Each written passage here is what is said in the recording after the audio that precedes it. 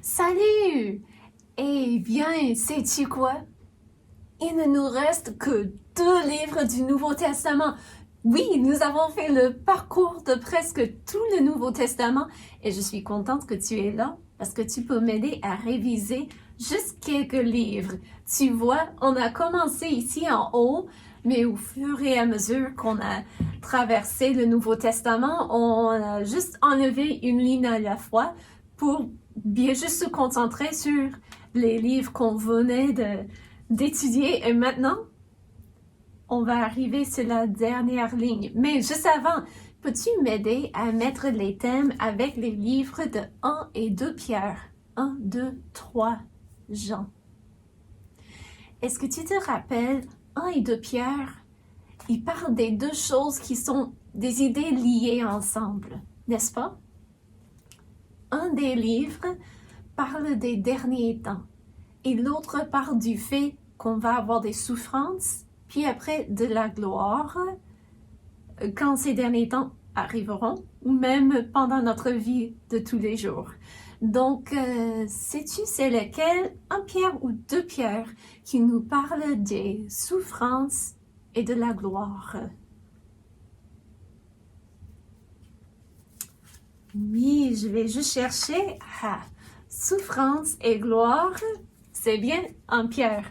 Si tu as dit cela, bravo! Si tu ne savais pas, bon, tu avais 50% de chance de choisir le bon livre, mais sinon, bien, maintenant, nous allons nous rappeler, 1 Pierre nous parle des souffrances et de la gloire, qui veut dire que 2 Pierre nous parle de quoi? Des derniers temps. Donc, on va mettre cela là.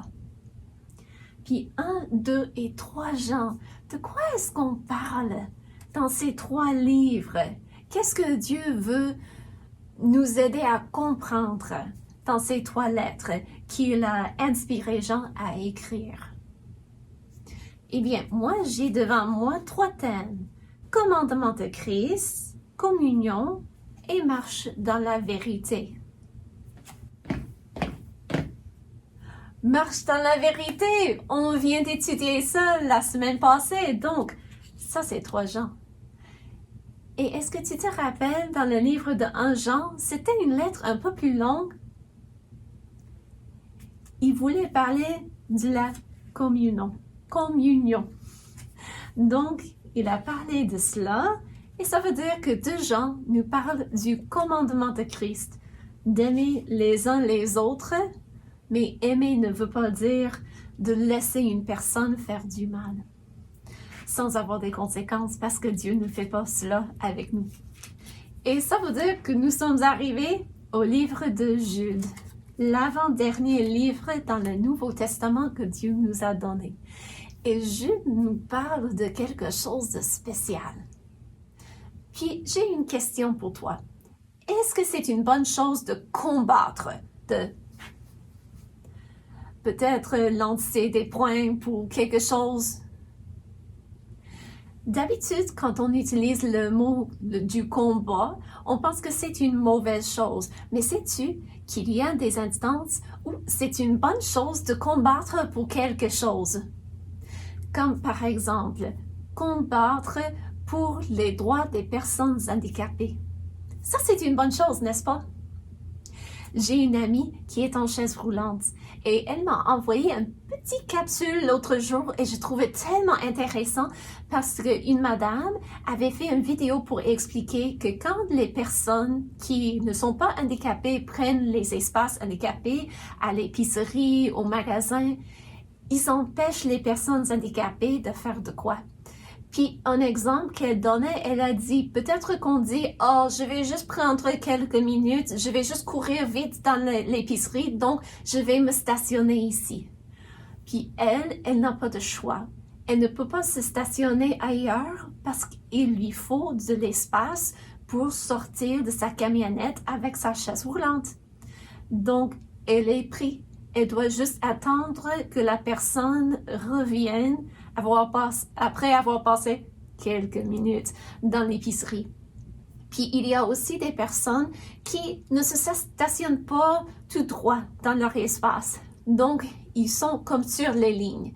Puis, as-tu déjà vu, tout près des espaces handicapés, d'habitude, il y a du moins un espace qui va avoir des lignes sur l'asphalte pour indiquer qu'on ne doit pas se stationner à côté de l'espace qu'on garde pour les personnes handicapées.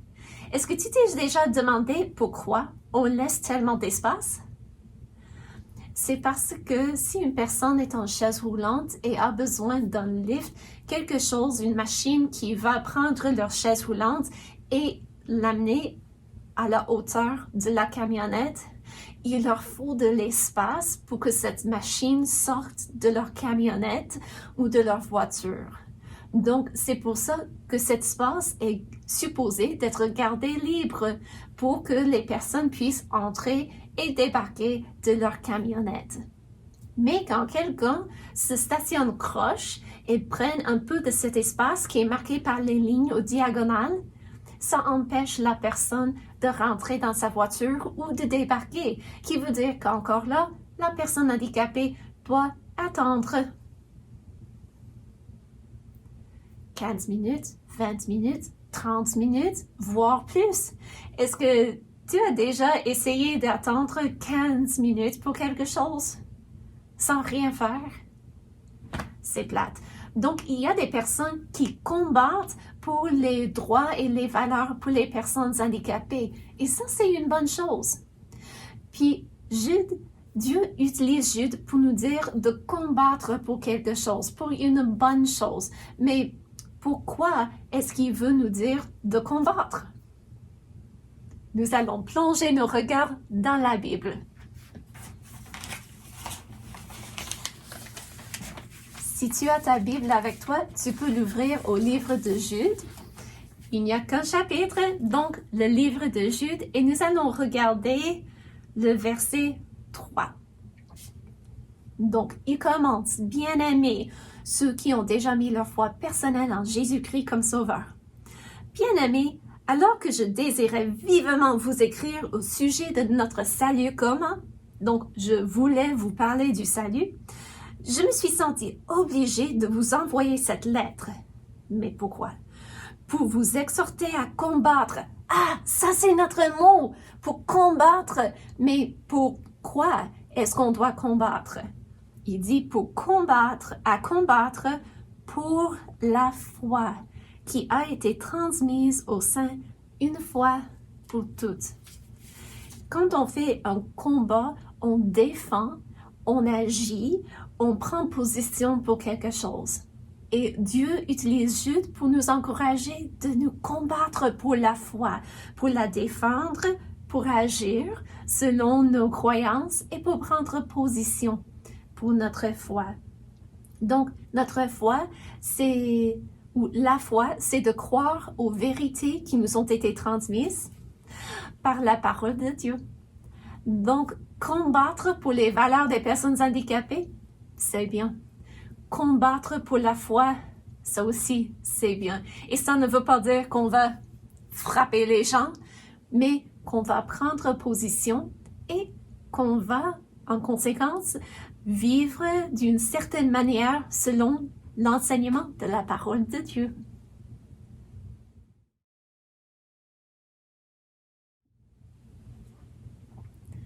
Salut!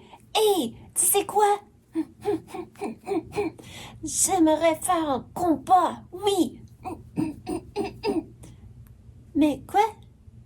Oh, pour de bonnes choses, pas pour les mauvaises choses. Donc, peut-être que je ne vais pas faire comme ça. Mais, tu sais quoi? Je peux faire du combat dans mes pensées. C'est ça, pour choisir le bien et ne pas choisir le mal par la grâce de Dieu. Et sais-tu, il y a quelqu'un qui a vécu il y a longtemps, qui a fait une décision qui était une décision courageuse, vraiment. Et Dieu l'a honoré pour cela. Et il s'appelait... Lui? Hein? Mais moi, je pense à Daniel. Donc, si tu connais la chanson qui parle de Daniel, tu peux la chanter avec moi.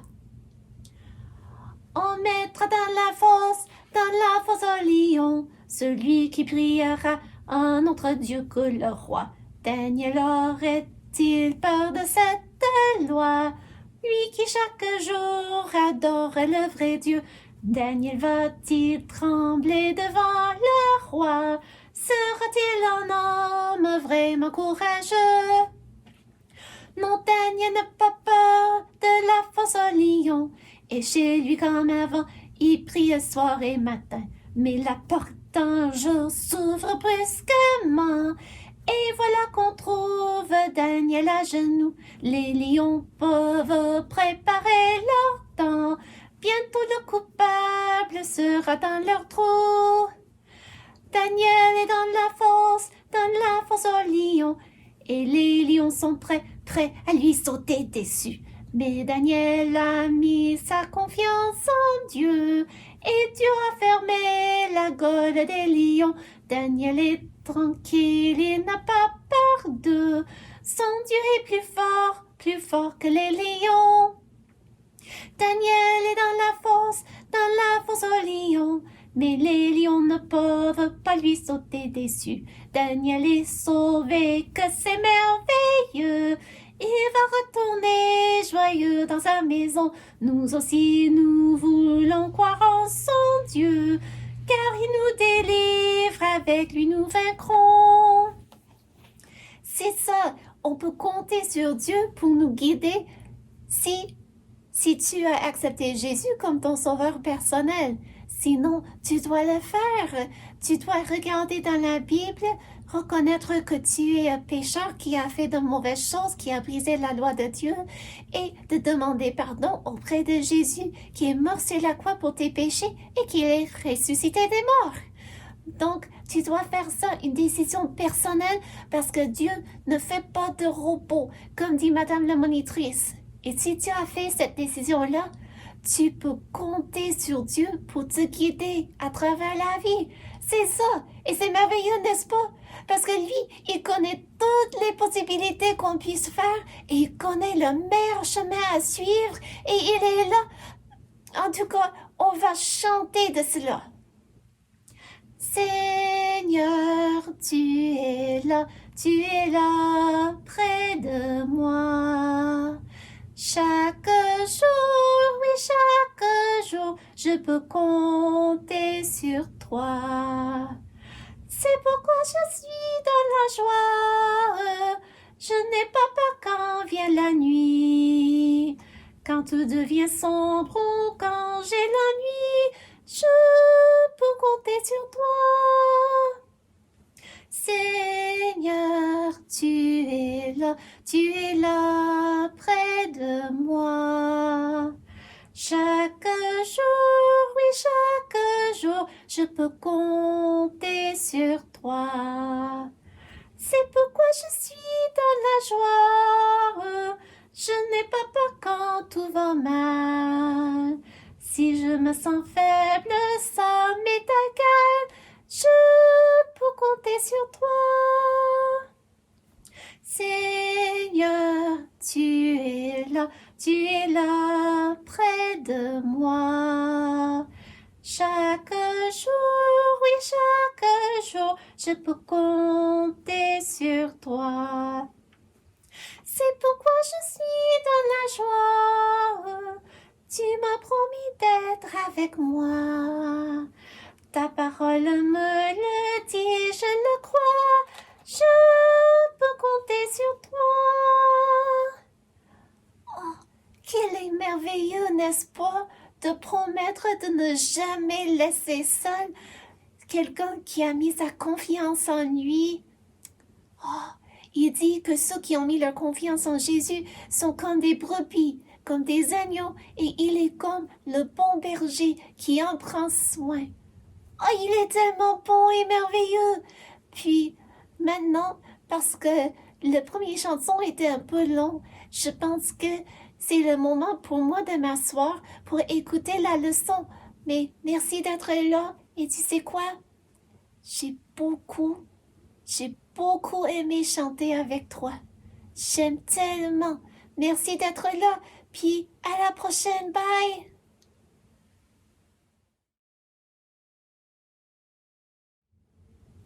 Merci beaucoup, Noiro. J'apprécie bien quand tu chantes avec les enfants.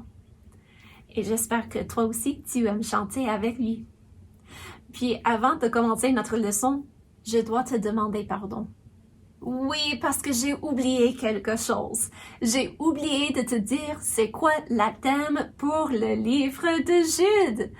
Je sais pas comment j'ai oublié de le mentionner. Je pense que tu la connais déjà, mais juste en cas où, la thème pour le livre de Jude, c'est combat de la foi. Combat de la foi. Et comme nous avons déjà discuté, ce n'est pas toujours une mauvaise chose d'entrer dans un combat. Si on combat pour quelque chose qui est bien, comme les droits des personnes handicapées, ça c'est une bonne chose, c'est un bon combat. Mais si nous sommes dans un combat, contre qui ou contre quoi est-ce qu'on doit se combattre? Ça veut dire qu'on a des ennemis. Mais comment est-ce qu'on puisse reconnaître c'est quoi l'ennemi? Qu'est-ce qu'on doit faire? La Bible nous dit que tous ceux qui acceptent Jésus comme sauveur est comme un soldat. Et cette personne doit combattre pour le bien.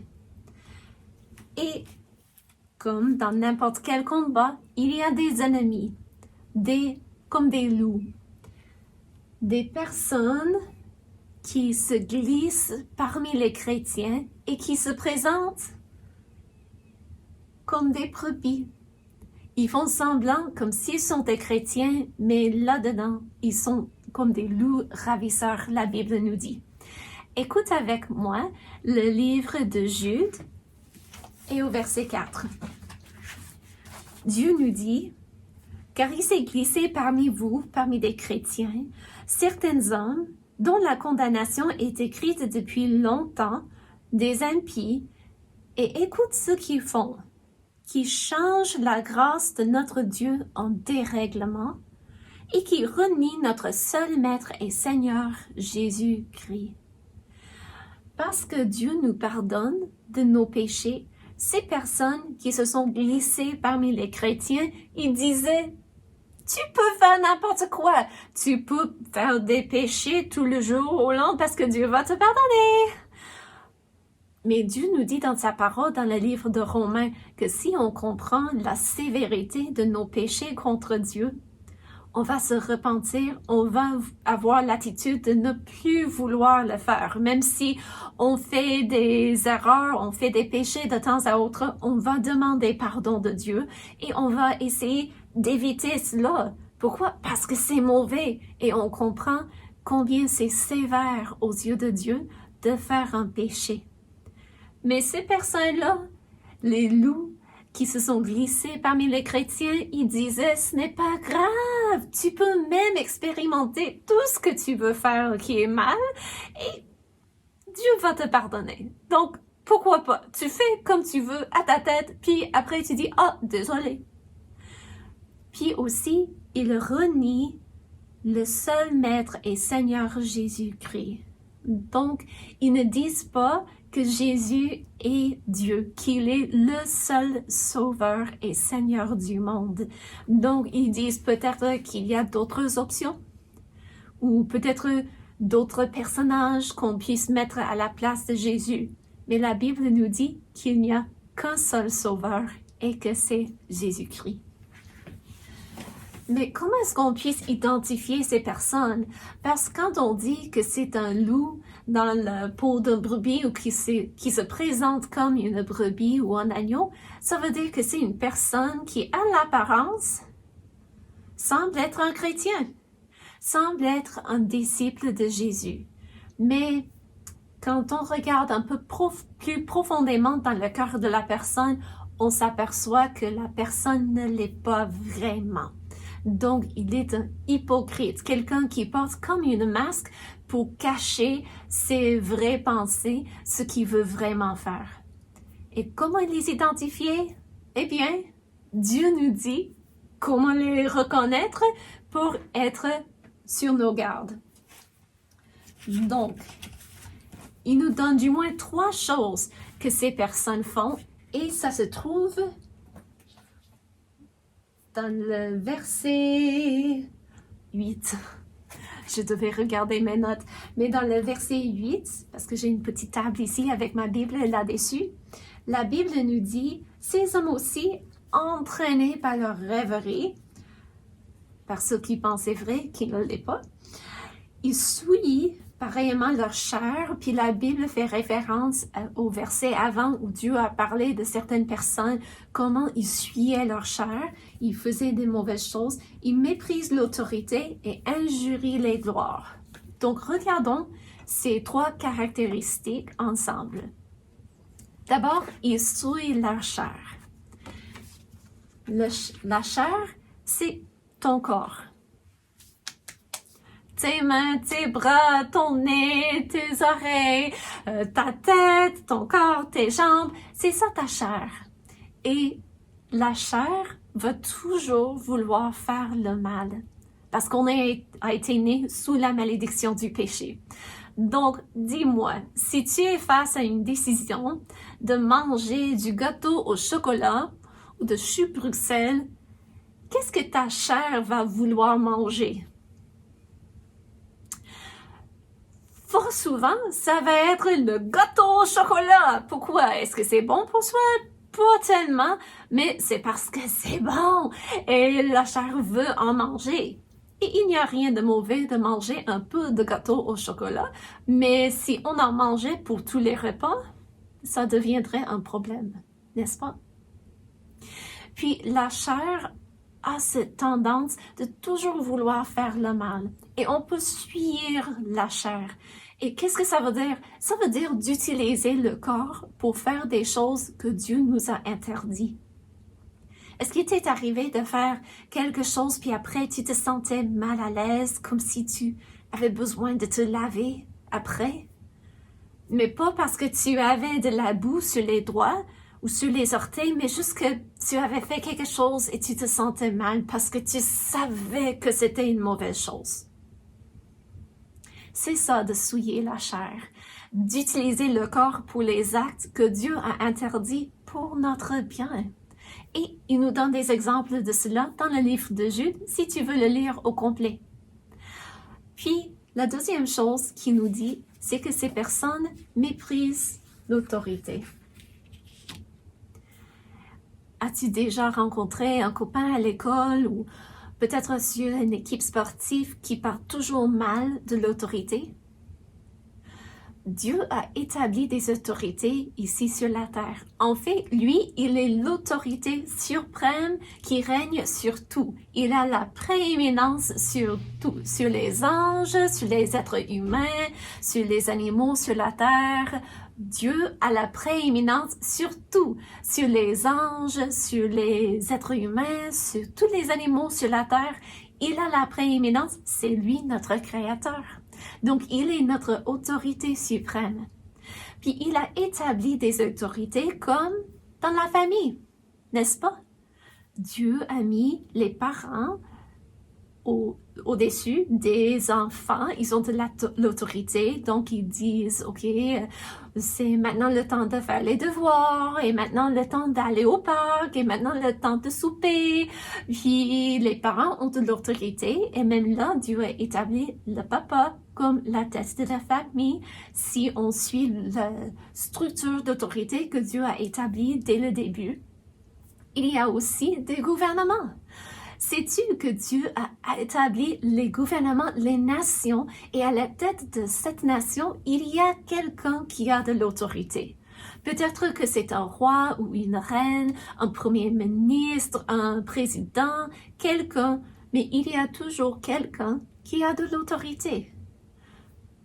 Là encore aussi, peut-être à l'église, tu t'es rendu compte que le pasteur est dans une position d'autorité. Mais c'est comme ça parce que Dieu nous a établi des autorités et comme ça, il y a une structure. Ça ne veut pas dire qu'une personne est meilleure qu'une autre, mais juste qu'il faut avoir quelqu'un qui est à la tête d'une famille ou d'une nation ou d'une église. Pourquoi? Pour qu'il soit de l'ordre et qu'il fasse les décisions finales. Donc, Dieu a établi des autorités, mais une personne qui se présente comme un chrétien, mais qui ne l'est pas vraiment, il va mépriser l'autorité. Il va très souvent se moquer des autorités. Donc, peut-être c'est un coach. Une équipe sportive, il y a le coach qui dit à tout le monde quoi faire pour s'entraîner et quelqu'un dit « Ah, il nous dit toujours de faire ça. On doit pratiquer encore. » Et ils méprisent leur autorité, ils se moquent de cela. Ou quand le professeur à l'école tourne le dos, le jeune est là pour faire des caricatures de lui sur ses devoirs, pour dire et tout ça, ça c'est de mépriser une autorité. Donc, ça c'est grave. Pourquoi?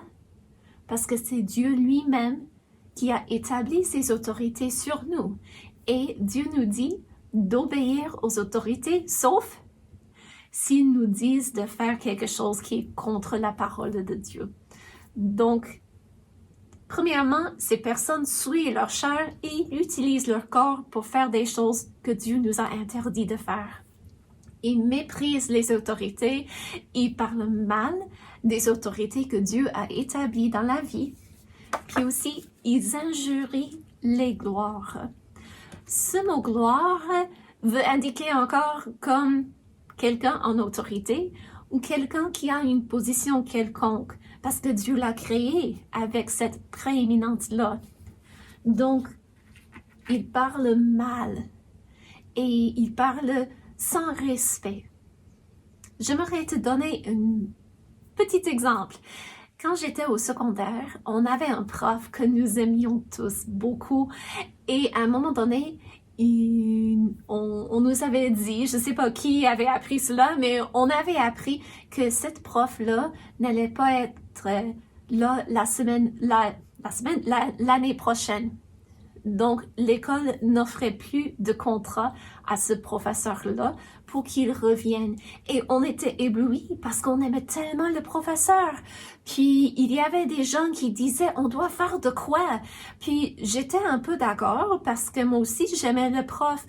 Mais il y avait des jeunes qui disaient, bon, on va sortir de l'école, on va faire une manifestation et on va refuser d'entrer tant qu'on n'offre pas le contrat pour l'année prochaine à notre prof bien-aimé.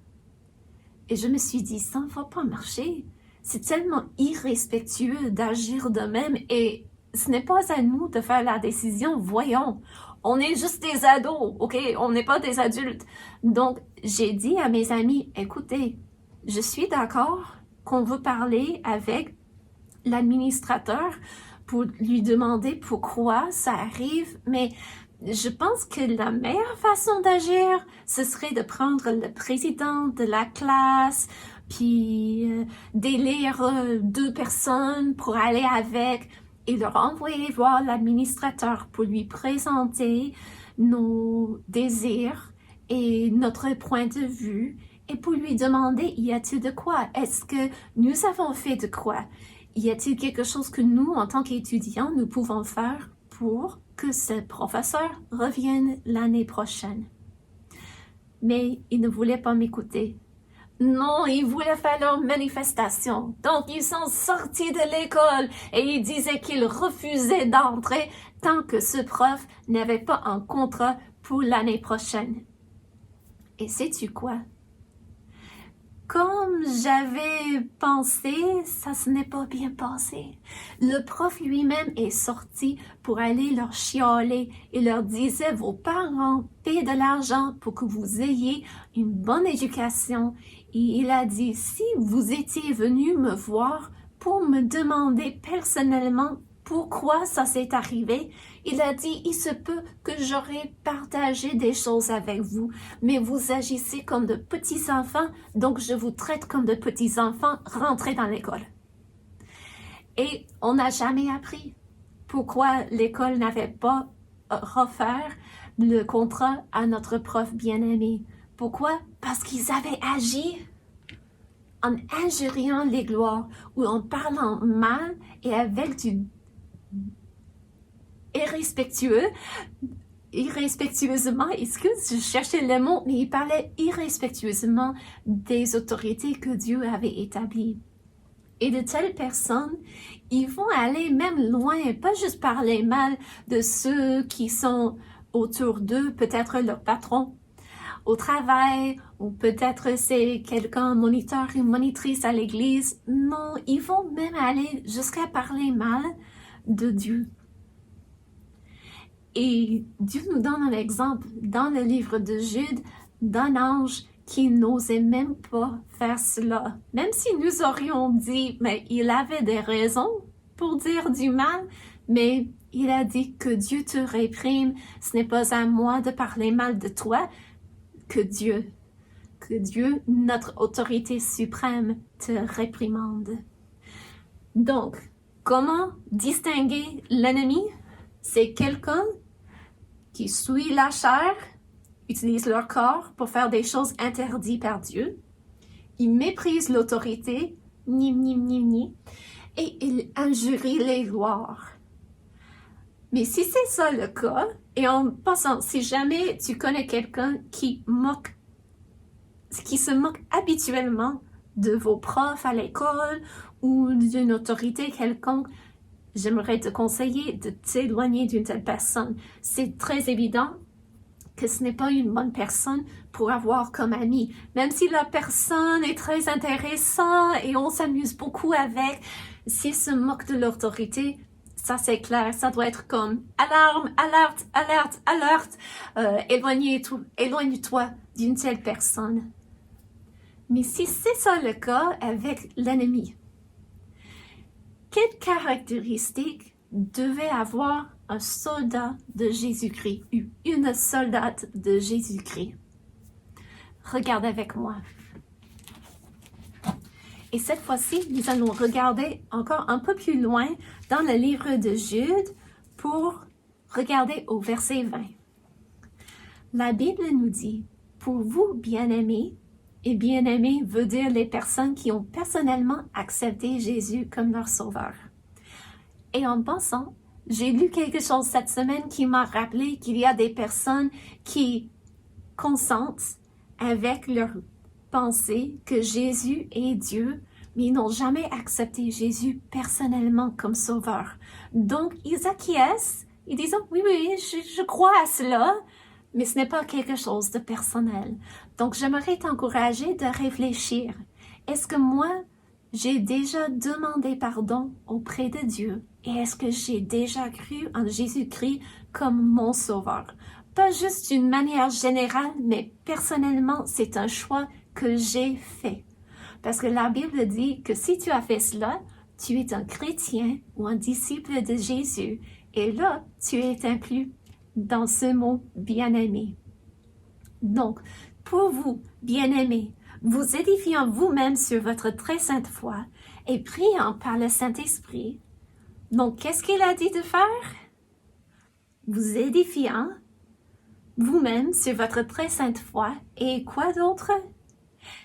Et priant par le Saint-Esprit, maintenez-vous dans l'amour de Dieu en attendant la miséricorde de notre Seigneur Jésus-Christ pour la vie éternelle. Et il continue. Mais nous n'avons pas beaucoup de temps pour regarder tout ce qu'ils nous disent, mais nous pouvons quand même regarder les premiers quelques-uns. Donc, j'ai eu des problèmes avec mon imprimante, donc j'ai fait quelques cartes à la main. Mais il commence en disant, vous édifiant vous-même. Un bon soldat de Jésus-Christ doit édifier les autres chrétiens autour de lui. Et qu'est-ce que ça veut dire édifier? Ça veut dire de bâtir, d'encourager quelqu'un. Et comment est-ce qu'on peut s'encourager? Tu sais quoi? À un moment donné, je me suis dit, je connais très bien quelques personnes à mon église, mais je ne connais pas bien toutes les personnes. Je veux faire un effort.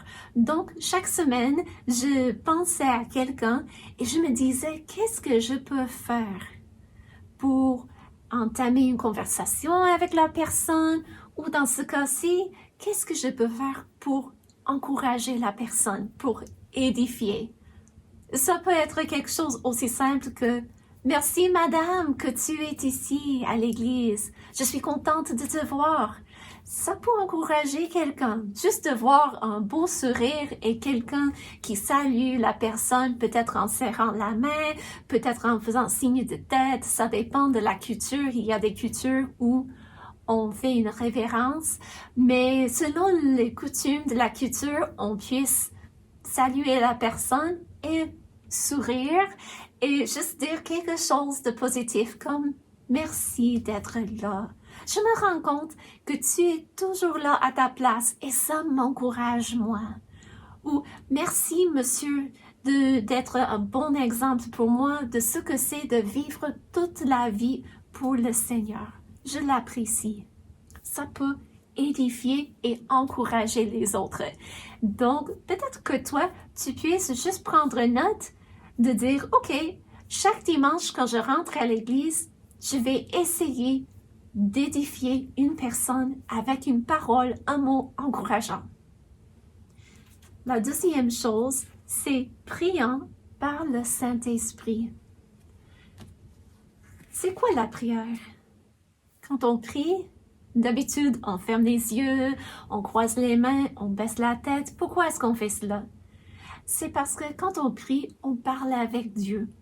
Et on ferme les yeux, on croise les mains, on baisse la tête, d'habitude, juste pour se garder des distractions autour de nous. Mais est-ce que c'est nécessaire? Non. Est-ce qu'on doit parler à haute voix? Mais non, j'ai déjà vu des personnes sourdes qui priaient avec leurs mains, en faisant des gestes. Et Dieu connaît les pensées de notre cœur. Donc, prier, c'est de parler avec Dieu. Et la Bible nous dit de prier par le Saint-Esprit. Donc, de demander à l'Esprit Saint, qu'est-ce que tu veux que je prie pour une telle personne? Peut-être qu'on fait face à une situation comme une amie qui est malade, qui doit se rendre à l'hôpital. Puis, ça s'est arrivé à une de mes amies, une dame qui est un peu plus âgée que moi, et elle avait demandé si je serais prête à l'amener au rendez-vous quand elle en aura besoin. Puis j'ai dit bien sûr que oui. Puis en priant pour elle, je me demandais, mais Dieu, comment est-ce que je puisse l'encourager, l'édifier? Puis ce serait bien de dire, Dieu, qu'est-ce que tu veux que je prie pour elle? Qu'elle ait du courage face à cette difficulté dans sa santé, parce que c'est assez grave pour qu'elle puisse avoir de la paix. Quand elle va avoir des traitements qui font du mal au corps, qu'elle puisse avoir de la paix, qu'elle puisse conserver son beau sourire et sa bonne attitude. Et tu sais quoi? Elle m'avait mentionné qu'elle a peur qu'on perde la voiture dans le stationnement de l'hôpital parce que ça nous est déjà arrivé une fois et ça nous prenait 1 heure ou plus pour retrouver la voiture quand on était ensemble. Puis elle a dit, mais qu'est-ce qui va arriver si on perd la voiture et on est pris à l'hôpital? Puis j'ai dit, écoute, avec le petit poupout de la voiture de nos jours, je pense qu'on va arriver de la trouver. Puis je me suis dit, tu sais quoi? Elle aimerait tellement si je l'achète en gros toutou fluo et que je la mette sur la voiture. On va l'attacher à la voiture pour dire, écoute bien, on va retrouver la voiture parce que c'est la seule voiture avec le gros toutou à se tacher là-dessus. Je sais qu'elle va aimer ça, donc j'ai un peu hâte pour aller chercher cela, mais cette idée m'est venue d'où? Mais je priais pour elle. Et je crois que Dieu m'a donné l'idée et qu'il me donne aussi des idées pour quelle chose je dois prier pour elle. Donc, on peut toujours dire à Dieu, je ne sais pas comment prier pour mon ami ou pour un autre chrétien, mais aide-moi à savoir comment prier. Et on peut toujours regarder dans la parole de Dieu. Il y a plein de versets qui sont des prières d'autres personnes qu'on puisse utiliser. Une autre caractéristique des soldats de Jésus-Christ, la Bible dit aux chrétiens, maintenez-vous dans l'amour de Dieu. Ça, c'est pour l'individuel. Sais-tu que c'est facile d'oublier le fait que Dieu nous aime? Quoi? Mais on sait cela, car Dieu a tant aimé le monde qu'il a envoyé son Fils unique afin que quiconque croit en lui ne périsse point, mais qu'il ait la vie éternelle. On puisse reconnaître cela dans le cerveau. Mais comme avec le salut, il faut le personnaliser, il faut en être consciente pour nous-mêmes, personnellement. Donc, comment est-ce qu'on puisse se maintenir dans l'amour de Dieu? Tu sais ce qui m'aide pas mal plus que les autres choses? Ben, lire la Bible, ça me rappelle que Dieu m'aime. Prier aussi, parler avec Dieu de tout ce qui me dérange, ça m'aide aussi parce que ça me rappelle qu'il est là, qu'il est à l'écoute de moi et de mes problèmes personnels. Même s'il semble petits problèmes, il m'écoute et ça m'encourage.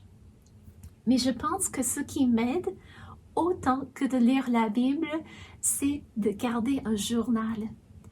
Et je n'écris pas tous les jours, mais de temps à autre, je m'assois pour écrire. Dieu a fait cela pour moi. Dieu a permis cela. Et ça peut être une toute petite chose. Pour moi, c'était de trouver un rosier l'année passée. Je voulais tellement avoir ce rosier-là, puis je savais que c'était dispendieux, ça coûtait cher. Et je ne savais pas si ce serait une bonne idée d'acheter ça quand je ne suis pas dans une maison que j'ai achetée. Je suis comme locataire, donc est-ce que je dois acheter ça? Probablement que ce ne serait pas sage. Donc, je voulais avoir ça, mais je n'ai pas cherché à en acheter.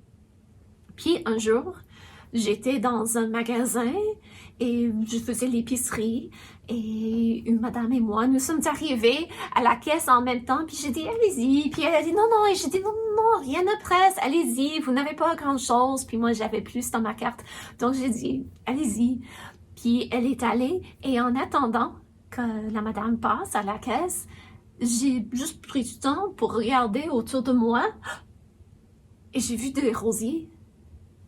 C'était drôle parce qu'ils étaient empaquetés dans du plastique. Puis d'habitude, on voit les plantes en pot, mais c'était un peu différent et je me suis dit, ah, c'est intéressant ça.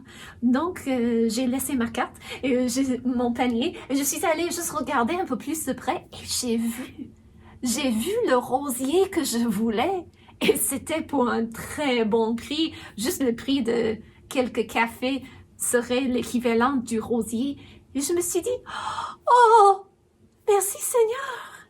Il savait que je voulais cela. Il savait que je n'avais pas beaucoup d'argent.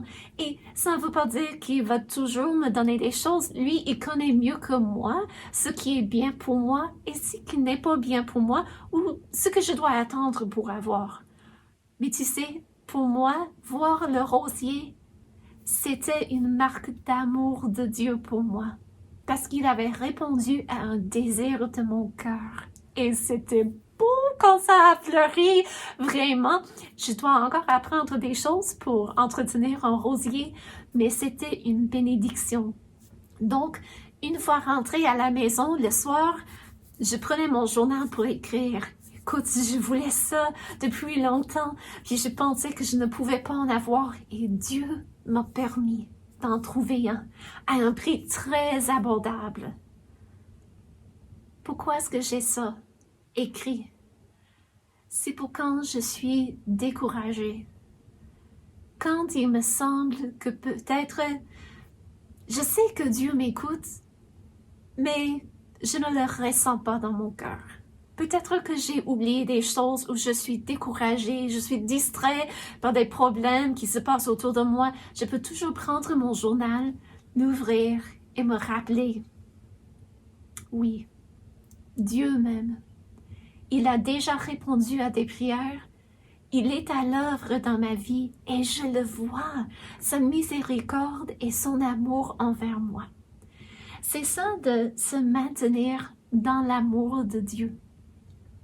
Il y a aussi l'exemple de David dans les psaumes.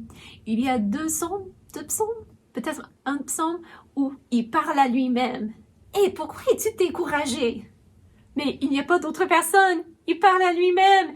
Ce serait comme Mais voyons, pourquoi suis-je découragée aujourd'hui? Je dois me rappeler que Dieu m'aime. Je dois me rappeler que il est à l'œuvre. Il veut mon bien, puis il veut m'aider. Puis il m'a dit que la vie allait avoir des problèmes, mais qu'il est là pour me guider et pour faire que toute chose concourt au bien pour ceux qui aiment Dieu. Est-ce que j'aime Dieu? Par sa grâce, je ne suis pas parfaite, mais je l'aime. Donc, ça veut dire que il va faire que toute chose concourt au bien. Et c'est encourageant, n'est-ce pas? Bien. Maintenant, tu sais comment reconnaître l'ennemi? Il suit leur chair, il méprise l'autorité, injurie les gloires. Et tu sais ce que Dieu nous encourage de faire si nous l'avons accepté comme notre sauveur personnel. C'est de nous édifier, prier par le Saint-Esprit, nous maintenir dans l'amour et il y a même plus de choses que Dieu nous encourage de faire. Si tu veux les lire, tu peux regarder dans le livre de Jude pour trouver les autres choses. Mais malheureusement, nous n'avons plus de temps pour en parler dans cette classe. Mais du moins maintenant, tu sais comment combattre pour la foi. Ça, c'est de combattre pour la foi. Vous vous édifiez, priez, dans le Saint-Esprit, se maintenir dans l'amour de Dieu. Et tu sais comment identifier l'ennemi pour prendre position et pour défendre la foi que Dieu nous a dit ou a décrit dans sa parole. Puis, comme je t'ai dit, si tu veux en connaître plus, tu peux regarder et lire même tout le livre de Jude, parce qu'il n'y a qu'un chapitre. Donc, ça ne doit pas prendre trop de temps. Et j'aimerais t'encourager de faire cela quand tu auras un moment. Et, Dieu voulant, la semaine prochaine. Au revoir.